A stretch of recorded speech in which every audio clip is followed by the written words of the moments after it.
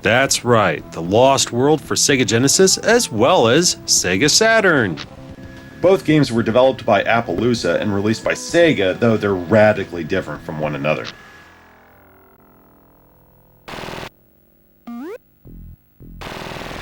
The Genesis version sports a top-down view, giving the player 4 levels to explore. Within these levels, you'll have to complete 3 stages in any order, unlocking a 4th that ends the level upon completion.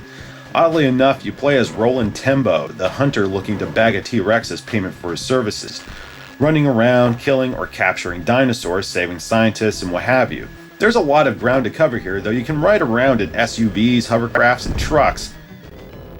It's time to kick ass and chew bubble gum.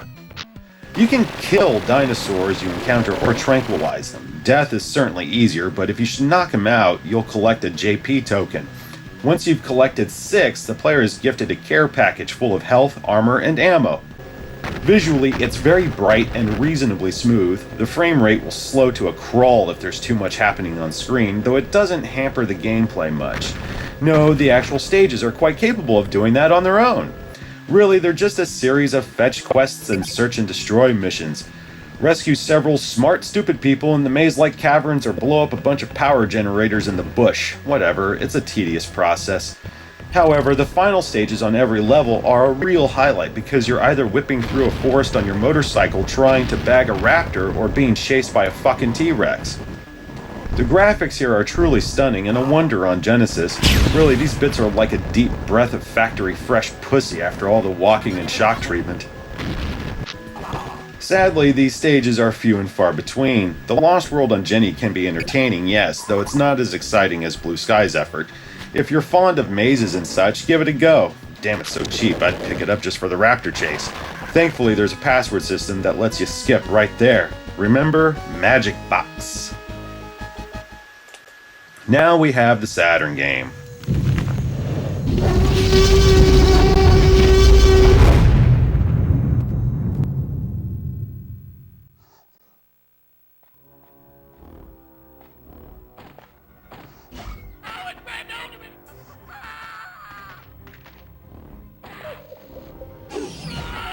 The 32-bit upgrade resulted in a 3D side-scroller. The graphics look splendid and the sound's bitchin'. When you play as either the Raptor or Tyrannosaur, there's a button where you can just shout and let it all out.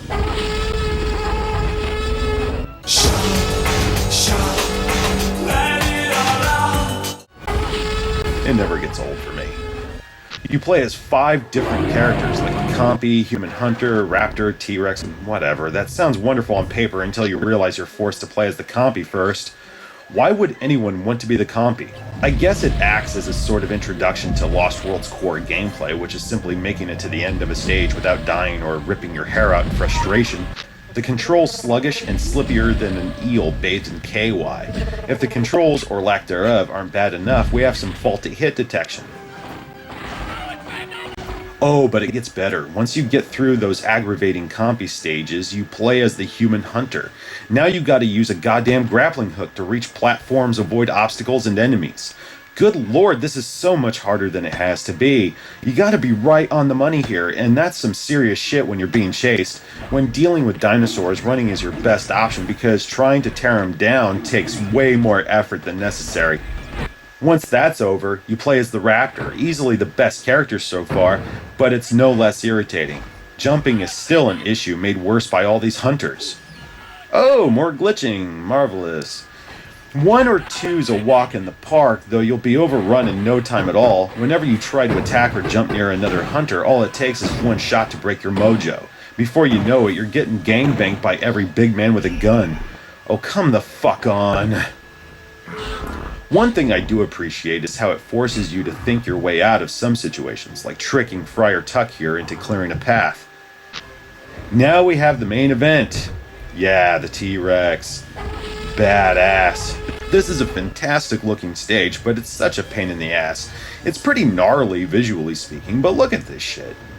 By this point, I had been playing the game for an hour and a half, and I just didn't give a shit anymore. I pushed through for the sake of this review. Played in short stints, it's okay. However, the subpar controls and shit detection hurt what could have been a thoroughly enjoyable side-scroller. It looks and sounds great, yeah, but I'm thinking I'll stick with the Genesis titles.